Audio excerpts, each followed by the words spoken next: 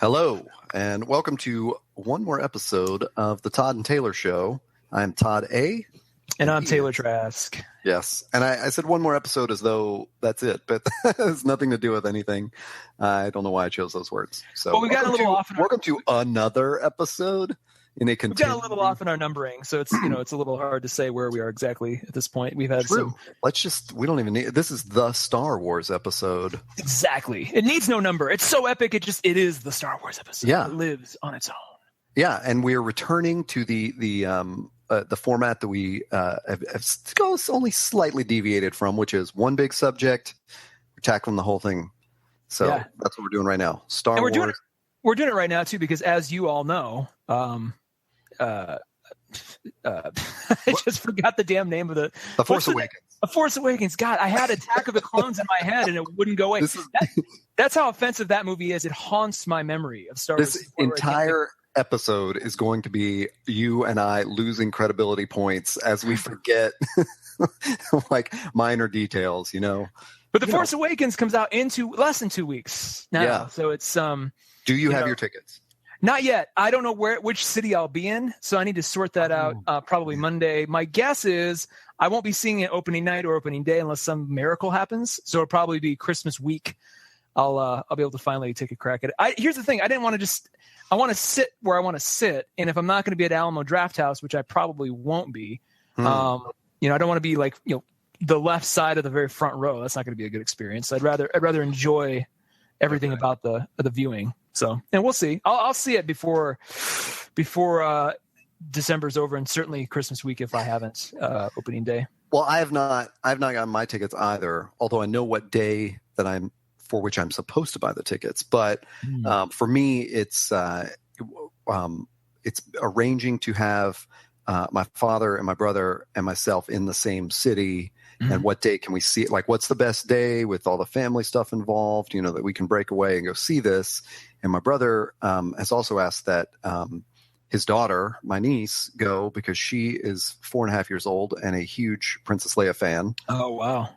So, I just think that's like incredibly cool to have this, like 3 generations of the family are going to go see this because it has in many ways, it was something that connected my brother and I to our dad, Can you think of any other movie where that is the case, where literally people are planning their family travel schedules and everything over Christmas to see a movie? Like it's not enough that you're planning your travels for Christmas as a season, but like, no. We have to make sure everything, and I'm sure you're not alone. I'm sure there's families and people across the world who are okay, where are we all going to be? Let's make sure we plan a day in advance. Like, is there another movie that you can think of that has that kind of pull? Well, it's the only other thing that leaps to mind is something that we also keep intending to do like a big, huge podcast on, or several podcasts, is The Hobbit and The Lord of the Rings, because you, as I know, were like a huge fan of The Hobbit as a child.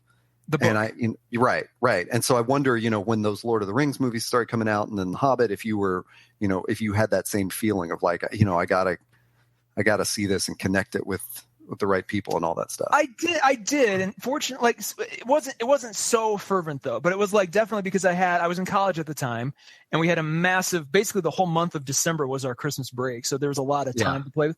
And the first 3 Lord of the Rings movies came out. Usually that slot that Star Wars is in this year is pretty much where Lord of the Rings would debut those 3 years. And I think Hobbit's had it the last 3 years too, I think. Well, I think that, yeah. And I remember when the Lord of the Rings came out, this is just sort of this, legendary story among my friends was I did not go for some reason. Oh. and my brother and our good friend Todd went to see the very first Lord of the Rings movie. And, just random chance. It was like Friday night or whatever. Literally everyone we knew was in the same showing at the same theater. Oh, so, neat. The movie lets out and the lobby is just full of everyone from high school, college, all our, like music connections. They were all in the same place and I was not there. So it was definitely, I think it had that same feel, at least that first one coming out. And I remember seeing the special edition of what still pains me to call The New Hope or A New Hope, but I know as Star Wars. When I went to see that special edition when it was re-released, you know, it was with a gang of friends. We waited outside in this line. It was like that. It was that whole thing, that whole experience of like, you know, almost concert going or something. Like, you know, we're lined up outside Fountain Square waiting to see this.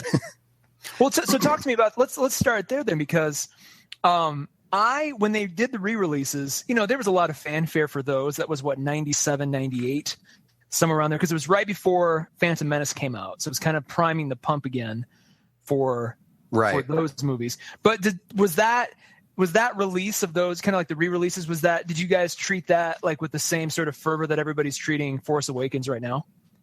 It feels so much bigger right now. And I know that's one of those questions we put in the notes way down there. You know, I wonder if it's really just savvy marketing, or if it has really hit like a perfect moment of consciousness where we're all ready for it. But but it's interesting because one of the things that we'll get into when we discuss the original trilogy versus the prequels was, seeing that specialized edition of A New Hope in the theater was definitely one of the things that harmed my appreciation of the prequels and informed it in a way. And we'll talk about that in a minute when we get to it. But I did not come out of that movie feeling great. It was like there was that moment of anticipation, and I came out going, that was not the movie I saw when I was a kid. And you mean you're talking about the re-release, right? I'm talking about the special edition of A New Hope. So interesting, because let's talk about that first. So like, where were you when the music died? Where were you when you first saw anything connected to this universe? I'm assuming you saw the first movie first. I bet I did, but I mean, I'm sure I didn't see it in the theater. So just before we started recording, I said, excuse me while I go grab this paperback of Star Wars that my dad has. So the story my dad has literally told us for 40 years is he read this paperback, like he was in an airport and grabbed one of those novelizations of, a movie. So in 1977, he read the novelization of Star Wars, supposedly by George Lucas, though I assume some ghostwriters were involved. I doubt he was writing all the prose for this. But he read it on this flight to Africa where he was like, on a plane for, 8-10 hours or something. So he read the whole novel and he was like, oh my God, I've got to see this movie. I've never heard of anything like this. Wow. So, my brother and I still know like the family friends that my parents went to see that movie with. Like that story is so ingrained in us that it's like, oh yeah. And then they, mom and dad went with, Mr. and Mrs. So-and-so to see that movie. And the two dudes, of course, loved it. And my mom now is like, I loved it. Well, it's your dad is somebody. We should almost pull your dad in, because when he says there wasn't anything like it, I'm curious about that, because the way, and I'm basing this on the behind the scenes sort of documentary thing that comes on the fourth DVD of the special edition box set. I forget. I think it's like an hour-long documentary about like the whole entire series. It's really well done. But George Lucas mentions that after American Graffiti, like he wanted to do something more along the lines of like a Buck Rogers kind of a story that was pulpy and kind of wacky and science fictiony, and it was never intended to be, at least in the outset, it was never intended to be this kind of crazy groundbreaking thing when he just put pen to paper. You could argue that happened as a result of all the amazing talent that was attached to it as it evolved. Like as soon as you throw Ralph McQuarrie's art, which was, Ralph McQuarrie was the guy who did, for those of you who don't know, did all the concept art when George pitched it to Fox. He sent these McQuarrie drawings along, and a lot of what you see in the final films is really close to what Ralph would have drawn or would have created. So that elevated it, considerably there. But just your dad saying I'm curious, anybody at the time who was like, oh my God, like, was there really nothing else like it at the time? Or am I imagining kind of a different history in terms of people being aware or unfamiliar with, space operas and pulp stories like this, Well, I just take his word for it. But I mean, even just us picking it apart, you can see right away, and hopefully this leads right into our first talking point of why is this so beloved. But I think there were enough elements that were different that it really made it like you've never seen this before. For one thing, it was based not in the future, but in the past, which is amazing, you know, for something that's in space. Secondly, Han Solo wasn't the lead, which is like, if it were Buck Rogers or Flash Gordon or something, he would be the star, you know, the swashbuckler. True. Yeah, and true. It was much more in line of those samurai films that I've read that Lucas took themes from in following, like, you know, in the language we know now, like the Padawan, you know, like let's follow the what is it, the senpai and kohai or whatever, you know, he is the student. Let's follow the student master relationship of Luke and Obi-Wan. So it definitely, you know, like just right there, it just sort of set that, even though we can set it in those pulp sci-fi, that universe, it did spin it enough, I think, that, you know, it made it unique. And it was just so, the other thing that my dad's always said is like, no one had seen anything like that, like the effects and the way it's, you know, just the way it looks, like things didn't look like that. I mean, you think of that first scene where that freaking cruiser comes out of there chasing Princess Leia's, you know, whatever her little tiny vehicle is. Yeah, the opening shot after the very opening shot, like just having the, you know, the Imperial cruiser like fly over top of the scroll is like, no one had any idea what to make of that. Yeah. You know? So that's a great point. Yeah. Well, so this gets us into like just the technicality of making it. You know, they had to invent pretty much everything that we take for granted today. You know, even down to computers that can, you know, rotate the camera a certain way or have certain effect. Like everything that's on your phone didn't even exist. They had to literally build it as they went along because none of this stuff existed. The entire modern blockbuster film ecosystem was sort of born out of a lot of what this franchise did. I mean, Lucasfilm and all the other companies. That's such a huge point. Industrial Light and Magic. I mean, just VHX or VHF. What is it? What's the big like thing in front of, like, you know what I'm talking about? Like, is it FHX or it's one of the. Actually, I think it's DHX. DHX? I don't know. Whatever. It's what are we thinking DHX. of? It's that DHX. big thing that it's so like that was created, you know, out of this. So much came from, and that was, you know, you look back and it's no wonder Lucas is so powerful, because a lot of the companies that every other studio and every other director just use and take for granted were created by his team for this purpose. So, well, yeah, I mean, literally, like modern sci-fi and action cinema exists because of the things they had to build just to make these movies, which is unbelievable. So like that being, I mean, you could argue there was a couple others that came before Star Wars that were more in the vein of what we now consider the summer block, but, you know, the summer movie, the staple summer movie, you know, the tentpole summer movie, I guess is the technical term. Jaws came 2 years before. So Jaws was kind of a big one. That was June of 1975. And I'm sure there's a couple others that I just can't name because I wasn't alive, but just, I'm sure people out there be like, oh, what about this? But it wasn't too soon before Star Wars. But is the reason it is so beloved now largely because it was kind of the first, like, this is this whole new thing called the summer tentpole movie. And even though originally it was meant to be, it was supposed to come out in December of 1976, which is an interesting thing to think about, because that would have skewed summer entirely. Maybe Empire Strikes Back or Jedi would have come out in the summer, but that may have been a different kind of a release, or it may have tilted what people think. But is it because it sort of invented that genre, or largely, brought it into existence that people fondly remember it? So especially people who were alive then. I almost think, there's probably two different discussions there, where I think probably it did set up a model of that summer tentpole blockbuster of, like, this is what studios are going to aim for, Mm-hmm. But then as to why there's probably just something unique about Star Wars that's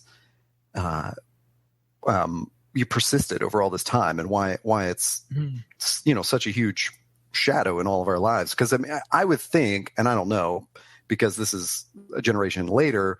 But I would, as far as huge summer blockbusters go, Jurassic Park is another one that just sticks out in my head of like, when I was in college, I saw that like 6 times in the theater. But I don't know that, and I know there are tons of toys and stuff, but I don't know that it ever like crossed over to where kids just thought like this is the greatest thing ever, and it sort of linked all those generations, So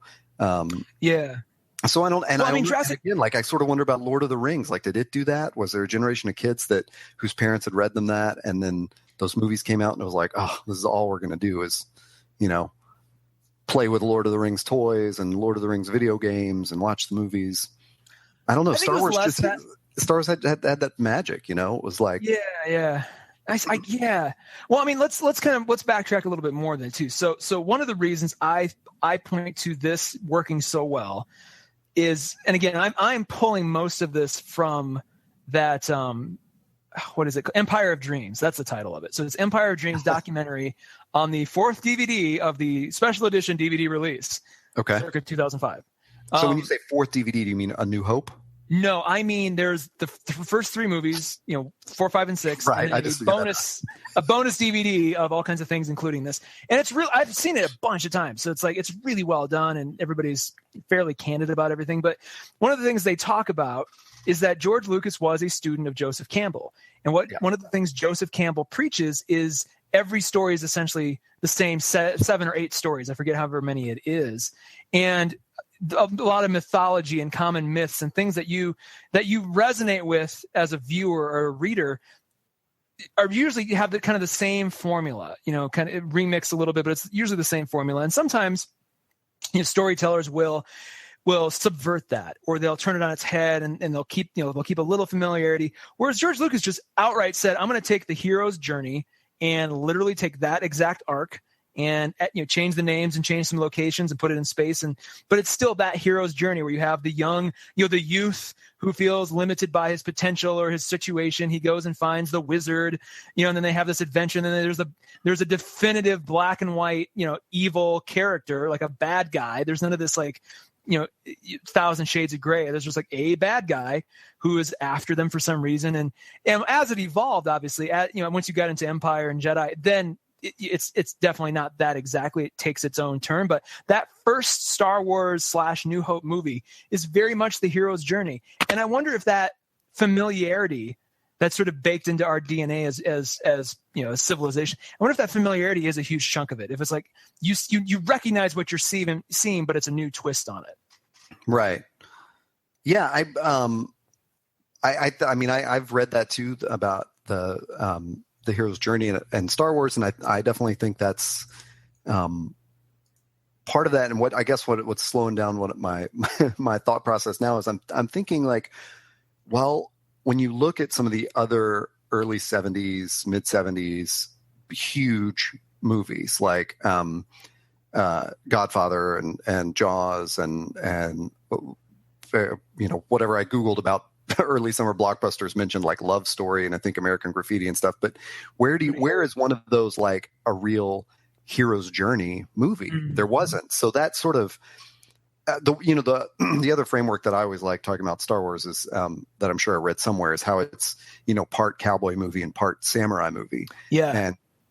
And to me, but I think you're definitely onto something, which is like people hooked into this because it was one of those 7 archetypes of a story. It was like, it's exactly what we picture with all those heroic movies, the farm boy who goes out and has an adventure and saves the universe, and maybe it just upped the stakes more than anything had ever done at the time. Yeah. Which is amazing. And it's so funny now that like I have a huge criticism of movies that is, oh my God, the stakes are just too big. Yeah. We got to save the universe every time. It's like Doctor Who in a nutshell now. God. That's a huge reason why I'm getting, not to merge into a different thing. Doctor Who has been playing that card way too often. It's like the universe is at stake again. I'm like, okay, well, and it's sad. I hate when that happens. One of the reasons I think Empire Strikes Back is so damn revered is because it doesn't do that. The stakes are very, very personal. It's like I am your spoilers. I am your father. Yeah. I don't know if I need to call spoilers on that, but just to get at this juncture, we haven't identified who's the there father might be. and who's Oh, the that's true. son That's in true. that relationship. Somebody listening at home is like, what, really? No, but like, it's very personal. It's like, we lose, they lose their best friend. I am your father. Like, it's very personal. It's not, and granted, when you get into the third movie, Return of the Jedi, then it becomes bigger stakes again. And I feel that third movie works better because you built up to it. You had that second movement of this story where it's like, oh, we're going to get really small and personal. And then when you get bigger again, you feel the depth and breadth of it because you have come from a smaller place. I actually, that's such a great observation. I've never put it together that way, but I have only recently sort of thought, just it's, as I think back over the movies, I think, man, the title Empire Strikes Back is such a good title. It's not like, and maybe you can correct me on this, but in the prequels, it was really like a straight line of the Empire growing in power. Yeah. It wasn't like when you think of the original films, which was like there was this terrible threat of the Empire and the rebels defeated it in this, major event that really set the Empire back. And so there really did have to be like a rebuilding in The Empire Strikes Back. Mm-hmm. And then, and you're right. And then that leads into maybe more universal stakes, especially when they involve Endor and like a different planet and, these creatures that we haven't seen before. And it was like, wow, they really took it into the right kind of rhythm, Yeah. And say what you will about the Ewoks, but you can almost say too that Return of the Jedi, the big issue is the Empire building one of these Death Star, these battle stations again. And you could argue the galaxy is up for grabs because that is a huge wield of power. So you have that as the big, everybody's trying to figure that out. While on a smaller level, you have the Ewoks and the Resistance trying to take down the generator on the moon, which is for the end of getting rid of the Death Star, but just it's a much smaller version of that battle happening on the moon. So you have the big, epic space fight with all the ships and everything up above. You have the smaller fight below, juxtaposed against a father-son sort of back and forth on the Death Star, which is again a much smaller sort of kind of echo of what you had in Return of the Empire Strikes Back. Right. So there's a lot of really nice things, and I like the rhythm is exactly the right word because it really gets that figured out, and it kind of takes the best of everything you've seen. Like the last 20 minutes of Return of the Jedi it's almost like a greatest hits of everything you've seen from the past 2.5 movies, all in one big epic kind of thing, and you're going to see it all. We're going to show you everything, every even like we're going to blow up the Death Star again. We're going to show you, the Millennium Falcon, like everything you want. Which is really, and strangely, you don't see that. I have not seen that as much as you would think in subsequent movies, not Star Wars movies, but just subsequent tentpole series. Yeah. Honestly, as you're saying that, that's exactly what I was thinking. Like, what's another example of that happening? And it's not really. They're still showing those like increasing stakes. One of the things that's so interesting about Empire Strikes Back is like you have the big evil power on its heels. Yeah. And what a cool perspective to tell a story like that. Like they had to make it personal. Yeah. They had to put Han Solo in the carbonite. They had to have there had to be personal losses to the rebels because there'd been such a like universal victory at the end of New Hope. And it's like, man, what a cool thing to do. And who does that anymore? Yeah. Lord of the Rings kind of did because you get like in the last, 30, 40 minutes, you get a lot of stuff that you're used to, but that they sort of ruin that with all the different, you can call it the multiple endings syndrome that everybody complains about that. Cause it kind of you think, and done. And then it just kind of keeps going. So that's one of the things that the prequels, which you've only seen one of the prequels, so we can't get too into the weeds here, but the prequels themselves, the ending is very much, it's not that. And I think one of the problems everybody has with the prequels is it ends.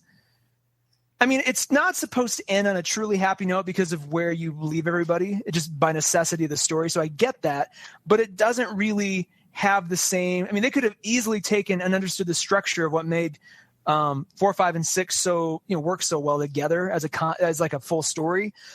They didn't really do that. It just sort of ends like a standalone movie would end, and not like a series would end, if that makes sense. Well, I'd say let's jump into those prequels right now. Let's go for it. And if there's more from the first part of our notes, like let's just pull it into that. Yeah. Because I think that's it's such a. For example, I'll set this up. This is what I was alluding to earlier.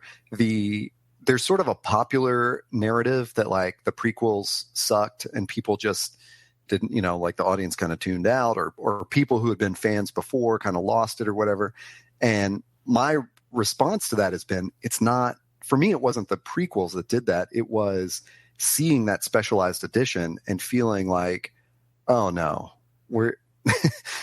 I knew from those first moments or whatever, whenever it is that I knew when, of seeing A New Hope, when it had been specialized, that this was no longer the universe that I had been in love with as a child. So when I saw that first prequel, and everyone points to Jar Jar. Obviously, that was a shocking character, like a shockingly annoying character to put in it. But I mean, but look beyond it, like Anakin was annoying, and the sort of trials that they put him through were stupid, and we all knew it was going to be about Vader's childhood, but did we think he was going to be like basically a toddler? I mean, it went way too far back in time. It had so many storytelling problems that that's where I tuned out. But the heads up for me that everything had gone wrong was the specialized editions. Like Jar Jar didn't turn me off first. I went into the Jar Jar movie thinking this could be terrible because of what they did to the other movies. Let's break for a second, because one of the biggest points of like nerd contention with George Lucas is the special editions. Right. I am somebody who has never understood that. And the fact that it so struck you, I'm really curious to kind of hear. I've heard arguments both ways and everything, and I've seen that, the people versus George Lucas. I've seen that, but from your point of view, what was it?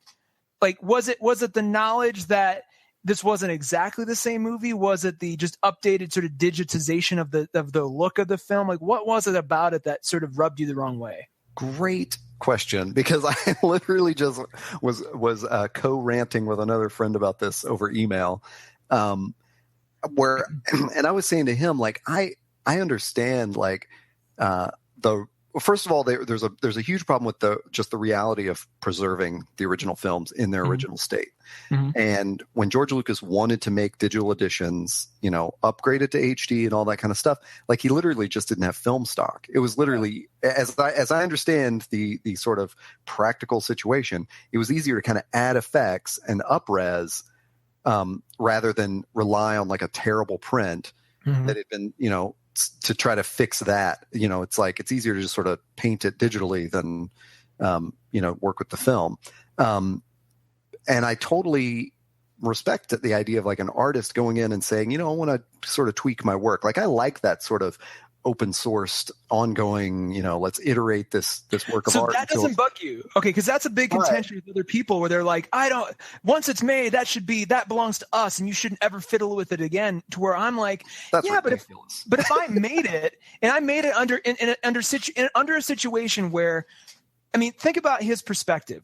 He made these movies that he saw in his head a certain way. He was limited by the technology of the time. They had to invent practically half, if not most, of what exists today just to create these movies. I can easily sympathize with him going, you know what? If I had today what we had then, this is what it would have been like. And I want to show that. And I like the idea of seeing, as long as you have the originals to compare it against. I think if they had gone in and destroyed, intentionally destroyed the originals, which I guess there's some argument that might have happened too. But just to know, I mean, just to say, have an artist go, what you originally saw and loved was never exactly what I wanted. Now you could argue that it was or it wasn't, based on just, his mood at the time or whatever. But I don't know. I like that. South Park had a whole episode about you shouldn't mess with history like that. But I'm like, yeah, but if it's yours and you're still alive and you feel there's a better way to deliver it, especially if there's still an interest, like, why not? Why not? I mean, good Lord, Stephen King did the same thing to Dark Tower Book 1. He went back and rewrote a good chunk of it, added new stuff to it, because the subsequent books of the Dark Tower series offered all this stuff that really messed with how Book 1 was set up. So he changed and revised a lot of stuff. I mean, so like that should be. Well, that's such an awesome point, because I think part of the nature of films is like, how many directors have the wherewithal to go back and make changes like Lucas did? Like none. Yeah. Nobody I mean, it's literally just a practical matter of like, I'm sure there's directors all over the place who are like, God, I wish I could fix that shot, or like that effect looks terrible, but they just don't have the studio clout and the money and the time and all that to fix those things. So yeah, from George Lucas's perspective, unfortunately, that's where I'll put the asterisk, is like Lucas seems to have, he had an unlimited amount of all that. Yeah. And while I understand the urge to want to go back and correct those things, it's like he didn't have a limitation, when he went to specialize them. So he went way too far, I think. And so I do, although I like, I want to say, I'm like, I made that point of like, I get the urge to go back and tweak some things, but where he messed with story plots, specifically, Han no longer shooting first, it's so stupid. And it really changes the tone of that scene and then every scene after it. And it's sort of like that thing you mentioned in our writing episode, where you're talking about like having this massive outline of the story. And if you change an element early on, you've got to go through and like figure out what the butterfly effect for that one element is. Mm-hmm. And I think there are just parts where that just didn't happen. So in my mind, there's several things that are wrong. Like one is Han Solo.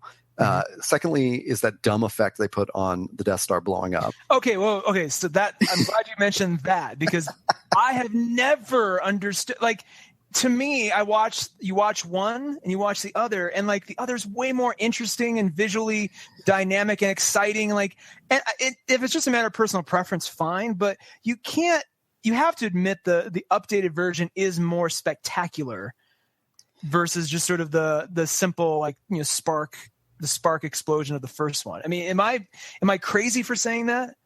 I don't know what it is. Maybe that is just a totally like gut reaction to that of that's not the thing I remember. But I think that I think the problem with all those movies that Lucas didn't really appreciate was they succeeded.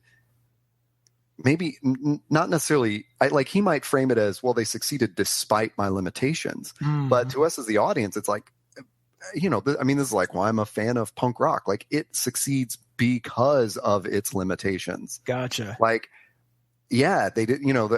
There aren't 47 tracks of guitar on Ramones songs except for that Phil Spector record. That'd be ridiculous. Yeah, it's like the record they made with Phil Spector, and Johnny saying like, I don't think I even played any of these guitars.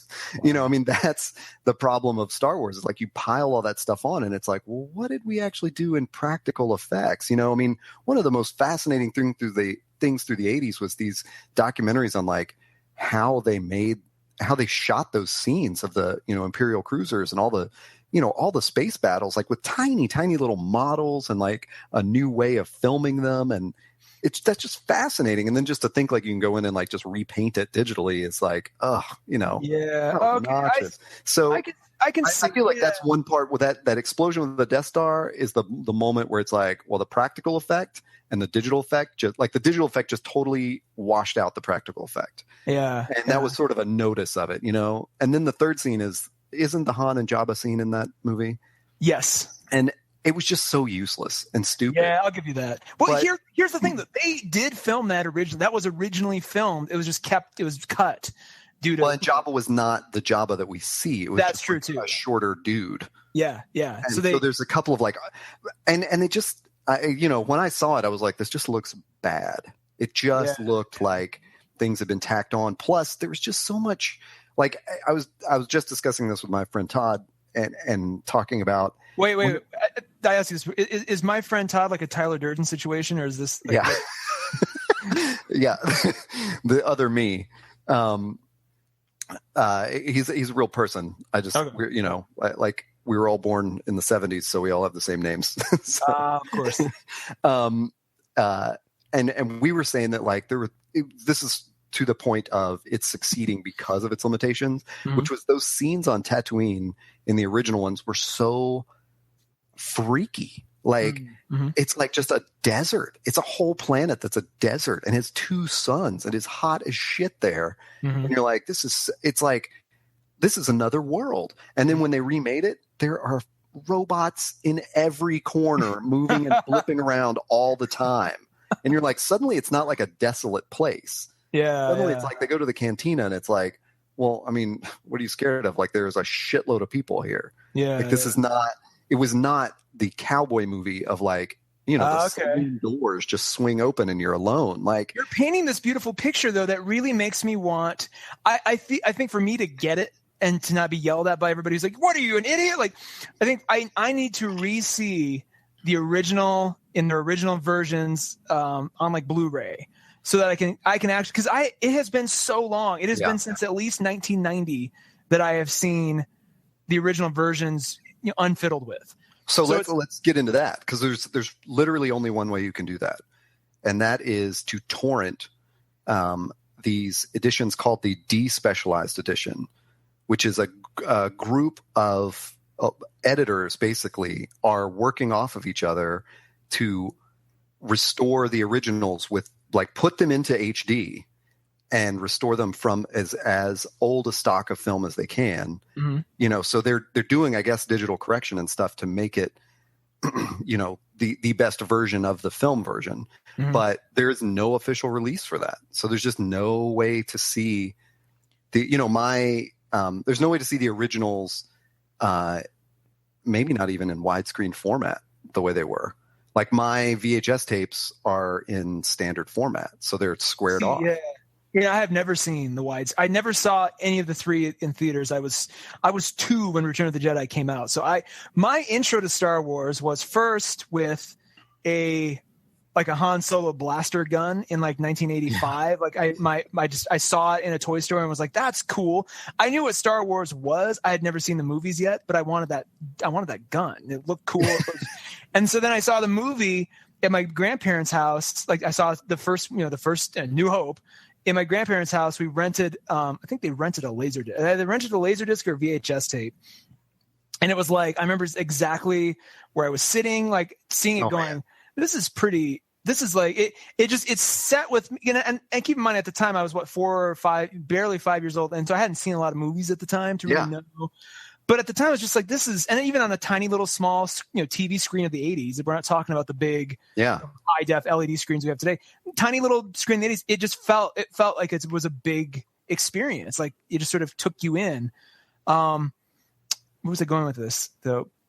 Shoot. Well, I mean, we started out with that original, like the availability of seeing those original things and yes, how you got into it. Yeah. You'd think, though, so here's my other thing. You would think that with all of Disney's synergy and the money machine that is the Disney owned, the franchise, that they would have no trouble being like, we own this now, and we're gonna give everybody everything. Like that, they would, they could fire this off in a month, and they could, make $100 million off of just selling the original editions on DVD or Blu-ray, because so many people want them.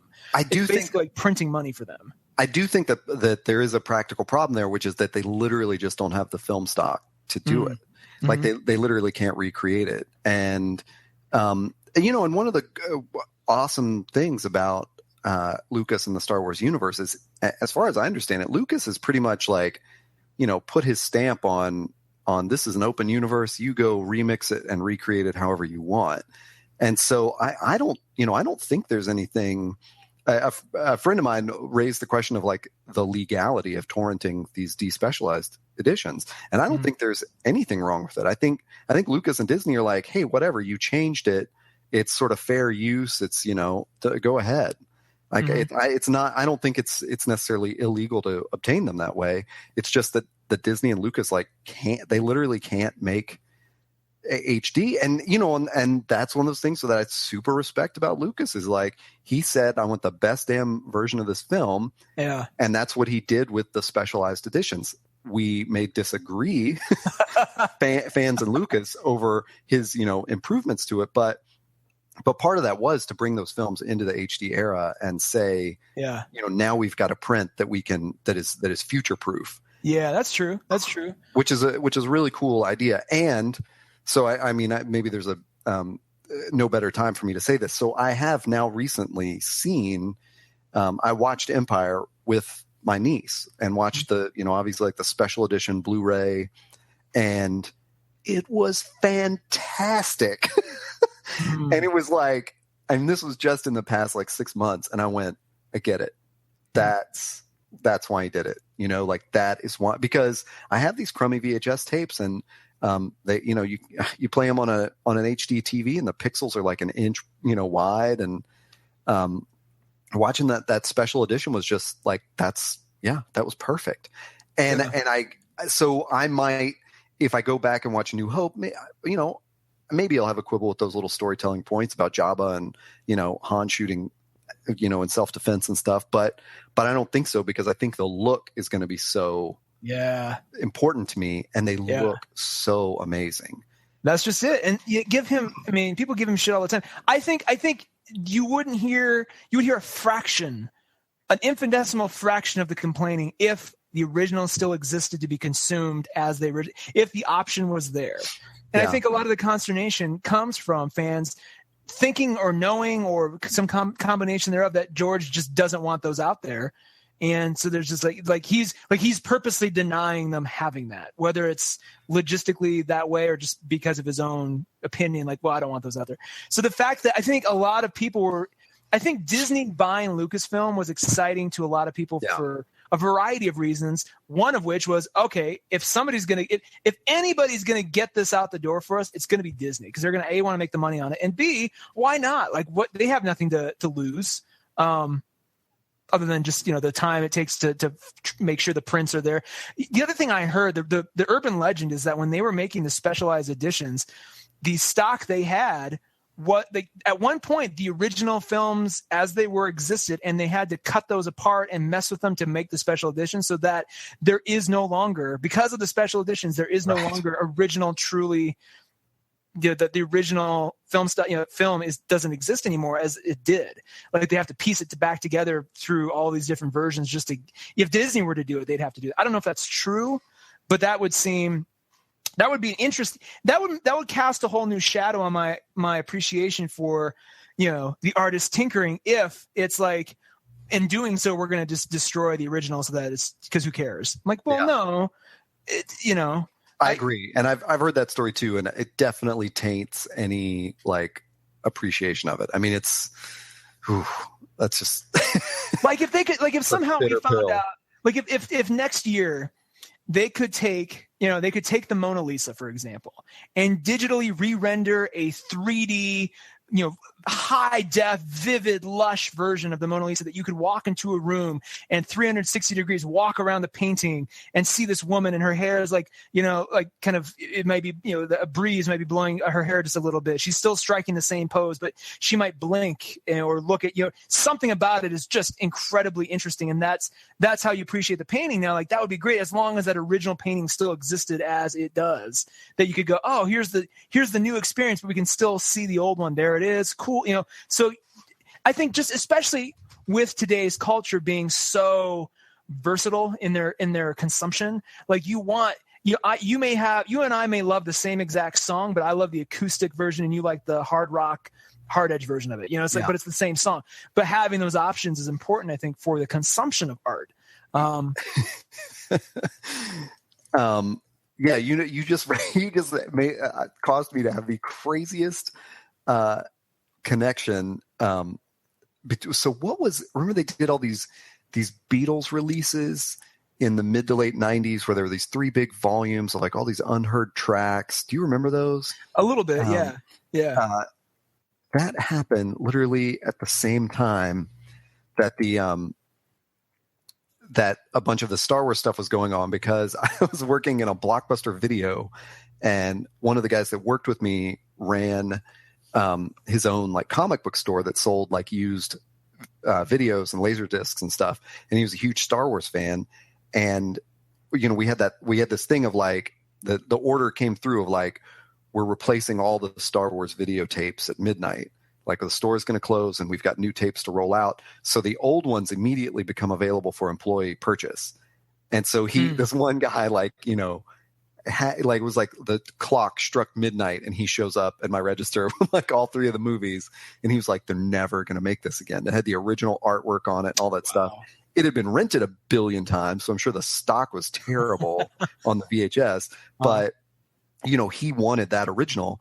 And this was even prior to the special editions coming out, because what they did before the special editions came out, this is such a arcane bit of knowledge that I would know only because I worked in a Blockbuster Video, was they retconned all the movies and called them A New Hope, like episode 4, episode 5, episode 6. Mm-hmm. And so I think like maybe the next year, the new editions came out, but it was like literally the moment of this will never exist again. I remember.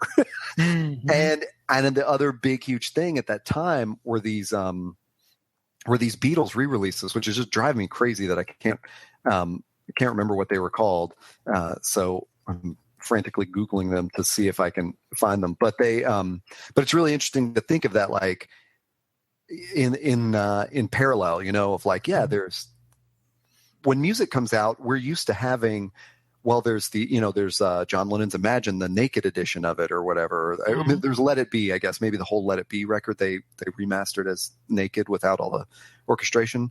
Mm-hmm. And then, you know, so you can, if you want the Phil Spector edition with all the harps and strings and horns and stuff on it, great. But if you want it just like with the Beatles playing, here it is. Yeah. But that doesn't exist for Star Wars fans. And I think that's definitely, you know, it's a quirk of the medium. It's harder to do, you know, it's harder to remaster film, I guess, and provide all those options. But there was that moment in those late 90s, early 2000s of like, man, put it on DVD and you know, why aren't you selling the special edition with the original edition as like a special feature? Yeah. Yeah. Or 2 box sets. I mean, make twice the money. It's, I don't know. I think if that gives credence or credit to the belief that it was just George Lucas not wanting them out there. Because I would imagine, you know, as big of an empire that was, but now that Kathleen Kennedy's in charge, now that Lucas is basically, you know, he has called it in press releases as a divorce. Like, you know, I don't get to see my kids anymore except for on the, you know, the occasional time during the holidays, and I have to, you know, put on a happy face when I'm around them, but I really don't get to raise them anymore. And my ex-wife's married somebody new, and I just have to deal with that. So it's like the fact that he has no involvement anymore. And I think, you know, it's part of that. It could just be he was so tired of being hounded by fans about the original editions. And he's mentioned more than once, I made 3 movies that I wanted to make that from this thing that people loved and everybody yelled at me. So I don't have any interest I can't do that again. And we're talking about the prequels, because like every time you could argue that the original series, you know, 4, 5, and 6, the original trilogy was successful because George Lucas had a team of really good people around him, Gary Kurtz, and then, you know, Steven Spielberg even had a little bit of consulting and involvement, and just the writers and the tech. Like, it wasn't just him. Richard Marquand directed one. I forget the guys. Irvin Kershner and Lawrence Kasdan. Those guys directed. So George Lucas did not direct all 3. He wrote the outline and most of the scripts, but he had people come in and, you know, help with the scripts. Like, it was a big team affair. And when you got into the prequels in the late 90s, it was basically the George Lucas show almost all the way through. I think that's a huge point. I mean, that is so enormous, of like, when it was George Lucas's show, he made all those calls that alienated people. Yeah. Which is, and you would think it wouldn't be that way. And I think and while we were talking, I was pulling up the box office for the prequel movies. See if you can guess see if you can guess. And I'll give you a hint by saying Empire Strikes Back, and I think this is adjusted for inflation as well. Total box office $534 million to $538. So let's just say $538 million. Empire Strikes Back. I didn't look at Return of the Jedi. It is, a second here. Media. Return of the Jedi, its total box office, $572 million. See if you can venture a guess of where Phantom Menace ended its total box office. Well, I mean, my initial guess would be it would be much, much bigger, but I have no idea now. Like I would assume that it was huge and then it dropped off. But well, it was 1.27 billion. Okay. Box office for Phantom. So it literally was like half. Like there was a 50% drop off for the next movie. A 50% increase. I mean, like. I'm sorry. What was the second one? Return of the Jedi was 572 million, and then Phantom Menace, the first of the prequels, 1.27 billion. So, gotcha. I feel like in the time from Return of the Jedi's release up until Phantom Menace, everybody was so like the goodwill had been built up so much, and everybody's like, "Oh my god!" And the guy who created it is doing these movies.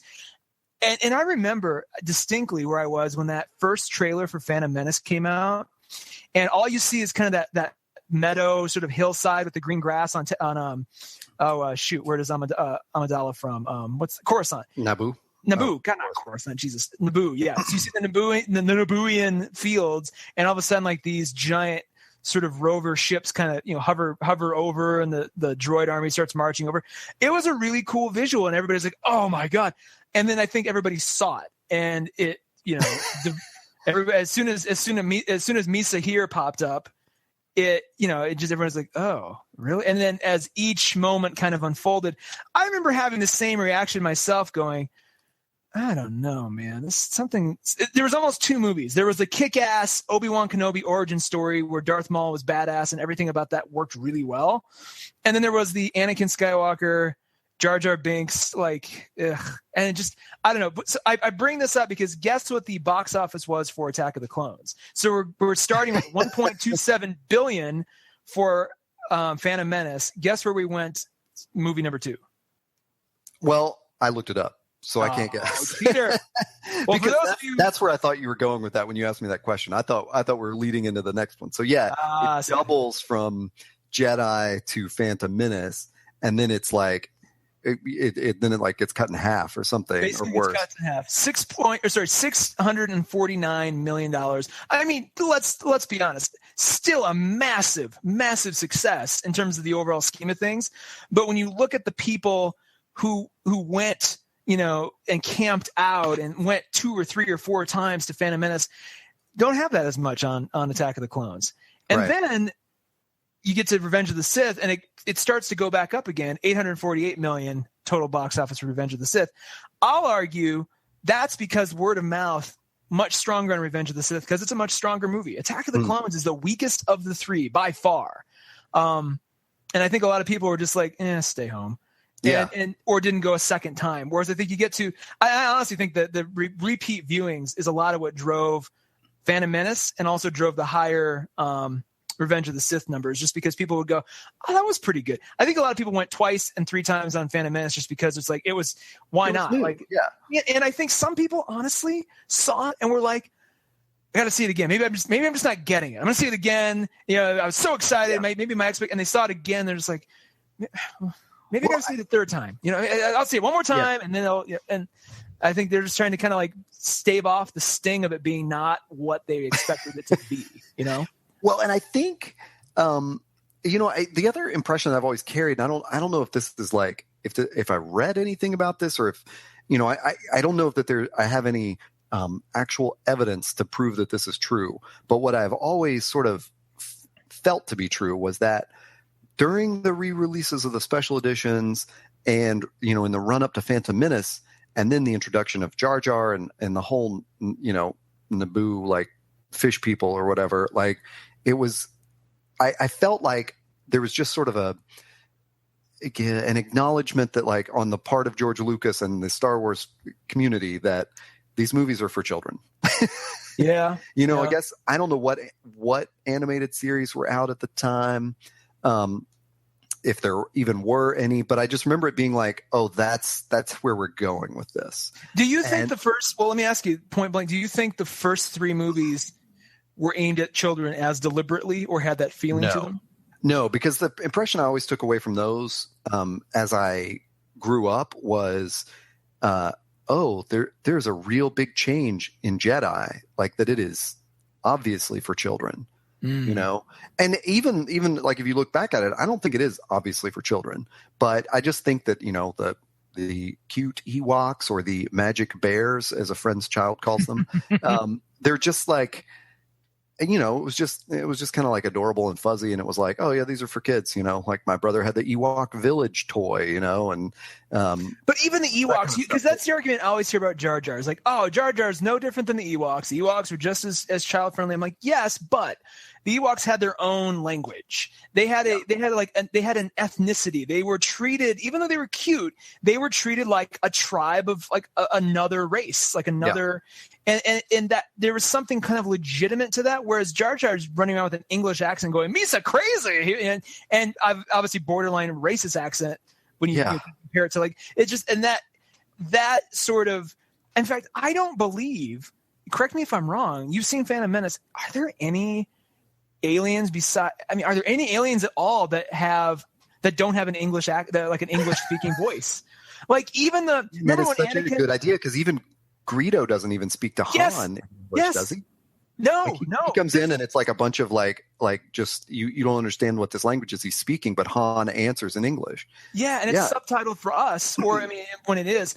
But like so many other, like the richness of that world versus you have like what's the slaver who owned Anakin, or you know made him pod race. Like even he's like, oh Anakin, hello. Oh, right. It's like, oh God, what is you know what? None. I don't. Correct me if I'm wrong, but even like the trade God, they were meant to sound Asian, which is another horrible thing. But like the two the Trade Federation aliens, like they were rocking around like, oh, I mean everybody had an English voice and an English accent. Yeah. And there was no care to be like, you know, these are other aliens from other worlds. Like they could have invented any number of ways to deal with that. And you know, it's just that is such a man, what a missed opportunity, because those original movies definitely set up the things that we see in Game of Thrones or Lord of the Rings, where different races of people speak completely different languages, and they have linguists making up these languages so that, you know. Well, I mean, Tolkien, you can give Tolkien credit for a lot of that, because he was like one of the original. I mean, he wasn't even the original, but like he kind of popularized that notion, right? Well, but you mean I just mean that just the idea that in cinema they would take that, and you know, I mean, obviously, like Peter Jackson could have sort of translated the Elvish, you know, to English, and but he didn't. Like he stuck to it, and so thank God that trend that Lucas introduced with the prequels of like just having everybody speak English didn't catch on, because we would miss that rich world that you're talking about, like in Game of Thrones and Lord of the Rings. Like it makes it so much more interesting that like, oh my God, they made a whole language of this, you know, to have these creatures communicate in. Well, it's something I'm going to be looking for pretty heavy now on A Force Awakens. That'll be the first thing I look for, like on my little mental checklist of is it worthy? Are there other races speaking languages that are either subtitled or there's like a translator like device that they hold up to their throat or something? Like what is it that God? And this never even occurred to me. But I bring this up because as I'm talking, I'm like, what would it have taken to make, you know, if you point to the one big, you know, flaw that if you could just fix it, it would largely make Phantom Menace better. And it's got to be, I mean, there's a lot of things, but if you could fix Jar Jar, a lot of this doesn't teeter so heavily. Well, in looking in looking for ways to oh my God, it's been such a challenge to find these movies for me to watch in preparation for this. But one of the things I considered was on YouTube, there are several different edits. Like there's the anti-Jar Jar edit, and there's one I found that was like the non-cheesy edition, where in addition to Jar Jar, they just try to remove every corny line out of it. Oh, sure. So it's definitely like that is such a specter like looming over that movie. What about this though? Imagine that movie exactly as it is. Every scene happens exactly the same, but instead the Gungans communicate via like a sophisticated form of sign language. It would have been amazing. So they don't put up with all the like bumbling, stupid clown behavior from Jar Jar if he just weren't speaking English in a racist accent. If he communicated with sign language, where you know he instantly in my head he becomes 100 times more endearing, because it's all about the physicality of that of what his face is doing and like what, you know, when he smiles, like I think back, this is going to be a really lame comparison, but Fulton from the Mighty Ducks, he's been in other shit too, but like Fulton from the Mighty Ducks is the deaf character from Hunger Games Mockingjay 1 and 2. He's the he's Foggy in Daredevil too. He's been in a bunch of stuff, but he's always Fulton. In my mind, he's Fulton because that's exactly who that actor is. But like he plays the character whose tongue, he was one of the God, every Hunger Games fan's like, you idiot. He's the character who they cut their tongues out or they make them deaf so that they can be servants in the Capitol. Team Edward. Sure. He joins Katniss's like film squad. He's like the cameraman, I think. But he's deaf in that, but he communicates with sign language. And as soon as that happens, you start looking at the face and you start to really look for all the acting has to come from that and just the intentionality. So imagine if Jar Jar and his whole people, like maybe they have some kind of way they communicate amongst themselves under the water that they can hear. So when he's on land, he's got to use these hand signals that the Jedi who are trained should know what it is. So maybe when Obi-Wan or Qui-Gon speak back, they're signing back, but they're speaking over it, so you don't have to subtitle them. But then when you see Jar Jar, it's every time he does the sign language, it's subtitles for him. But like instantly that he becomes way more interesting to me. Like I really wonder, like, and that's such a simple, easy thing to do that I just it makes me wonder like what the intention was behind that movie. Was it like I'm going to tell the origin story, or I'm going to create a kid-friendly franchise that can sell a bunch of toys? Like what was it? It's like the freaking papyrus in Avatar, which I've never seen. Like, how many people does it take to make a movie and nobody said, hey, what's your name, James Cameron? This is the dumbest typeface in the history of typefaces. Yeah. Don't subtitle the movie in fucking papyrus. You were a joke about that, dude. Everyone, man. Like, how could so many people be involved with the Phantom Menace and nobody had to sit down with George Lucas and said, your boy sounds racist. Like, this is awful, man. I think there was surely with all the people and talent involved, that was spoken out. I just think George Lucas didn't have Gary Kurtz. Gary Kurtz, for those who don't know, was producer, like lead producer on at least the first two. I think he was involved as a co-producer on Return of the Jedi. I may be wrong, but he's large. Gary Kurtz, when you look back at like the triumvirate that was the success of Star Wars, he's a huge part of that. And like he was completely missing. He had since left Lucasfilm and had since moved on. So he was completely missing. And that objectivity, he was the check and balance of George Lucas. A lot of those decisions kind of get, so it seems like George Lucas, like, and I'm not saying he's like an egomaniac that just went, I just think, he just doesn't seem like that guy. How did he make these mistakes? I think what happened was a lot of the people who ended up working for Lucasfilm, a lot of the original guys had either retired out or had moved on to bigger, better gigs, or, had just moved on. And a lot of the people who came in you had grown up as kids, like, and so they were just in awe of everything. So you can't question George. George is, he's responsible. So even though they were thinking it, it's like nobody would, and if somebody did, they probably, he probably had some argument that seemed reasonable at the time, and everyone was like, "Oh, well, he's George. We can't say anything." Instead of being like a production partner, everybody was more. They operated more as fans with this, like they had to treat this so religiously. Like, this is very important work we're doing. We can't mess. George knows what he's doing. Like, we can't mess it up. Well, I definitely think there was that feeling of like reverence of like, because there was definitely this. Idea, I think, that Star Wars had gotten away from, in those intervening years, it had gotten away from the original trilogy.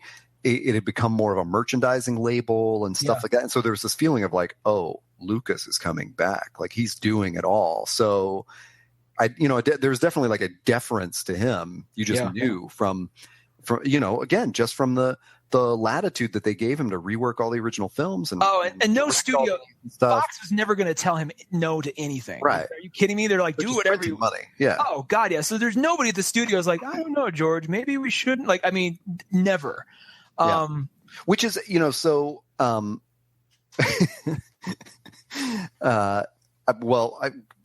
if you have something to interject there, go ahead, because I was going to take us way off course. No, take us, drive us off the road. Well, two things. One is that I remember reading at the time, one of the actors, and I really want to say it was Ewan McGregor, but it might have been Liam Neeson, it might have been somebody else, made a comment about, like, you know, George Lucas doesn't know how to work with human beings. Like, he's so entrenched in the industrial light and magic world now that, you know, he's literally just getting them to say their lines in front of a green screen. That was but Harrison Ford even said the same thing in Empire of Dreams. He mentioned when they were shooting the first one, George, and maybe that's where they came from.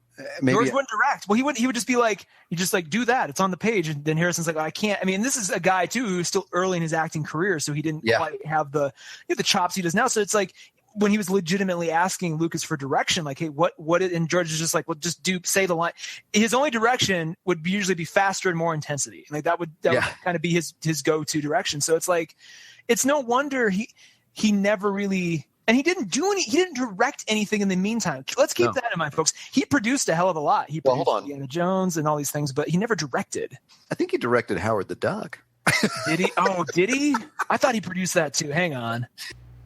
Hey there, this is Todd A. That seemed like a great place for me to put a break in our episode.